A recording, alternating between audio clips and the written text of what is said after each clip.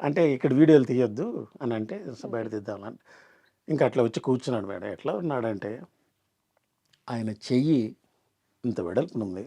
ఆ చెయ్యి 15 నిమిషాలు చూసాను నేను.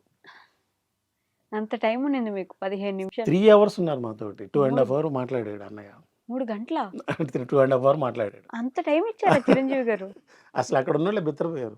ఓకే. ఇంత టైం ఎట్టిచ్చారు మీకు? అదే కదా! ఎవరైనా అభిమాని వస్తే ఒక 10 నిమిషాలు మీట్ అయ్యి ఏమైనా ఆయన వచ్చేసరికి 10 నిమిషాలు అంతే.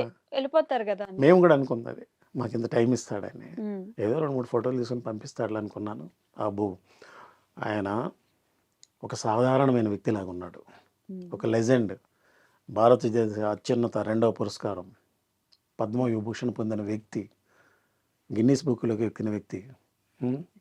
అటువంటి మహా వ్యక్తి మాతోటి మా అన్నలాగా, మా ఇంట్లో కొడుకులాగా అలా కూర్చొని మాట్లాడుతుంటే నా భార్య అనేది అసలు ఆయన ఆ చిరంజీవి గారేనా ఈయన అని అంటది.